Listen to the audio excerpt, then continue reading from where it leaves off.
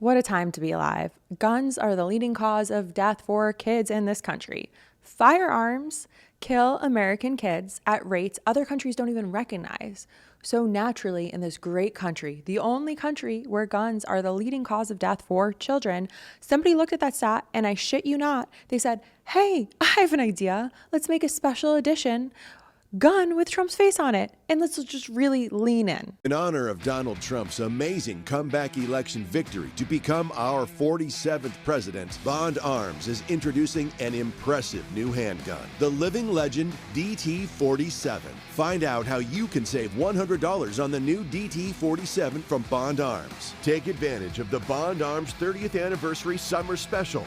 Buy any Bond Arms handgun and get up to a $50 gift card. Go to getbondarms.com. That's getbondarms.com. Fox News helping advertise a Trump-branded handgun. We are in actual hell. Nothing says America like a limited edition Trump pistol as a collector's item to celebrate firearms taking the podium as the leading cause of death for American children and teenagers. Kids in the U.S. are now more likely to die from a gun than from a car crash or cancer or most diseases. So somebody's like, how can we make even more money off of this human suffering? Trump pew-pews, baby. Like, have you ever had friends or family visit from outside of the United States and notice how they react when they're here? I'll never forget being with one of my friends from Canada who we went to a sports game and a loud boom went off and she went into immediate fight or flight because, America. And despite all of that, somebody literally looked at all of these statistics, all this data, and said, let's engrave this man's hideous face and labia-looking neck onto a pew-pew. The United States already leads all other nations in youth gun deaths. And instead of treating that like a national emergency, let's make it about capitalism with a $545 firearm with slogans etched into steel.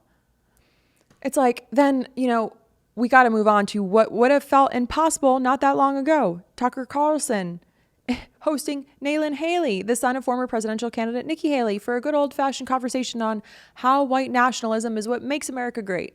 Naturalized citizens should not be able to hold public office. Growing up here is a big part of understanding the country.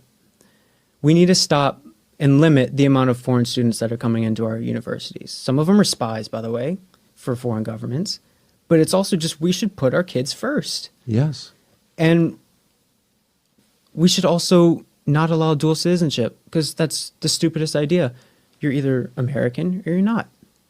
And everyone wants to make it so complicated. That's the thing that I don't like about the past generations. They're always about the rules, the process, and regulation. No, it's really simple. You're just America first. People should have their loyalty to America first. And if they can't do that, then this ain't the country for you. So Nalin is clearly arguing against dual citizenship and saying naturalized citizens should not be able to hold public office. Let's talk about that. Naturalized citizens are legally equal under the U.S. Constitution. Restricting office to only native-born citizens undermines core democratic principles that this country and families like his and mine were built on. And dual citizenship is common and it's legal. Many Americans hold dual citizenship for heritage or family reasons, and there's no evidence that they are less loyal or untrustworthy. Trust me, if I had more disposable income or disposable income period and I had enough to spend on an immigration attorney instead of self-funding the show, I'd be 100% going for a dual citizenship in Italy. Not that they're not fascist too, but because the gal likes getting out of town from time to time, okay? And let's be real, there is no broad evidence that foreign students act as spies. Spies kind of make them sound kind of fucking cool though, not gonna lie. But usually intelligence agencies focus on specific targeted threats, not international students trying to study econ at UCLA. Last point I need to make here is that immigrants are not stealing jobs at scale. They're not stealing jobs, period. They make up about 19.2% of the US labor force and have driven nearly half of the total labor force growth since the mid-1990s, which is a fancy way of saying they're working in jobs. And there's no evidence that immigrants are causing massive job loss. Their unemployment rate is about 4.2 compared to 4% for native-born workers, which means statistically they're not stealing your job, my guy. Your job wasn't that secure to begin with. And then deportation based on political opinion violates free speech principles. I might think your opinions are vile, but I think that of a lot of things. And I also firmly believe that democracy depends on dissent. And we got to keep that up to avoid going full force into authoritarianism. And that's the thing. We have data, we have numbers, and we have actual research. And then we unfortunately also have Megyn Kelly. There is not a single woman who has said, yes, I was trafficked by Epstein to Trump. There's one who says Trump walked into a house with Epstein and allegedly fondled her upon meeting her. Okay, that's the best they have so far. And they're waiting for some sort of smoking gun in these materials. So I think Trump did his 180 because he had to. He knew he was going to lose it. Megyn Kelly, you cannot be serious. Like, less than a week after her bizarre defending Pedalini moment, she must have thought about what she was doing. Hopefully, Megyn Kelly keeps talking about Epstein in a way that completely minimizing what actually happened, especially when it comes to these victims. And it's not just random people online saying that. One of Epstein's survivors actually came out and said this. Maria Lacerda went on Alex Wagner's podcast and straight up said, Kelly's comments are dangerous and incorrect. This isn't just a Twitter pile-on. She actually lived through it. And when somebody who was actually harmed is the one telling you, hey, Megyn, your take is dangerous, that should be the moment where you rethink how you're talking about it. But instead, it just kind of keeps going. That's why people are reacting so hard. It's not even political anymore. It's not partisan. There's wrong and then there's right. And then there's Pedalinis and people who are normal functioning adults.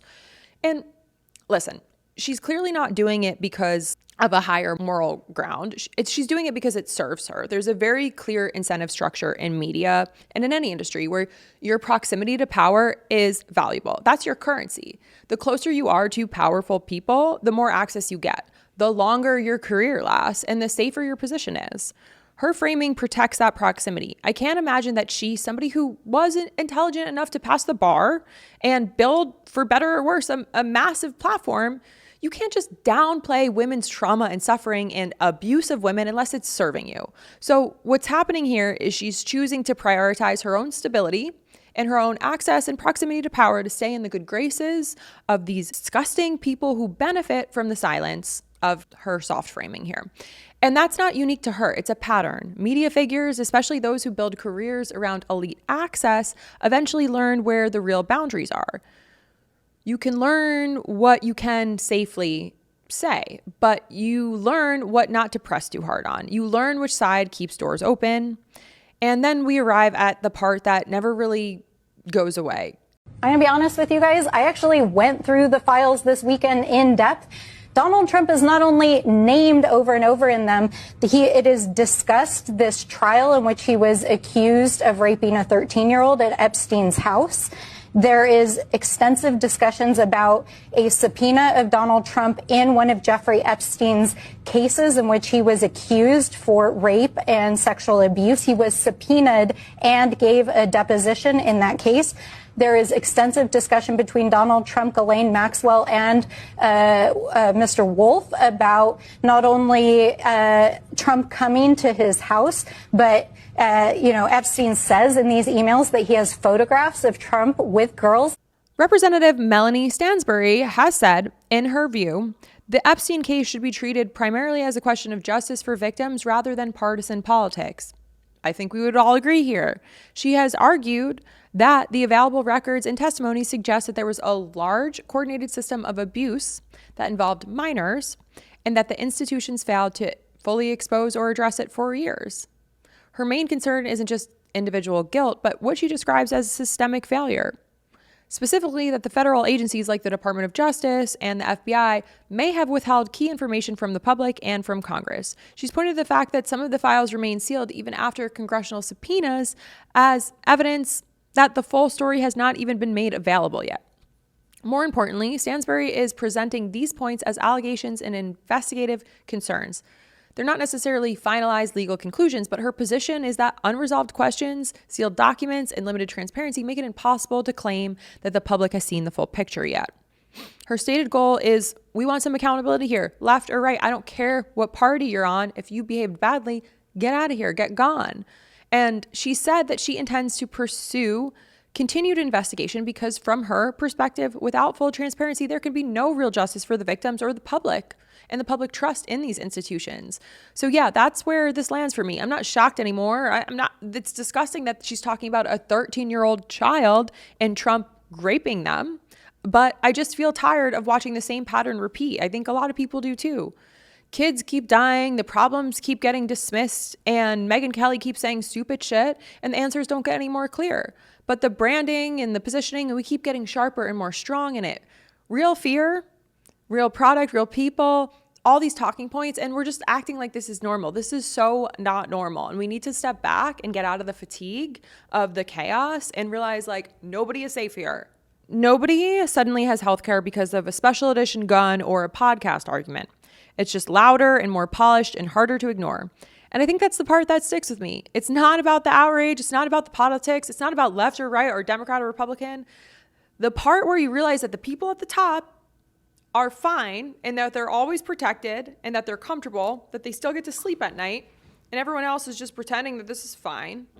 Maybe that's the saddest part of this all. And if you've enjoyed this video, or maybe not enjoyed, but if it's expanded your perspective, take a moment to subscribe, hit that subscribe button, and we'll be back with more.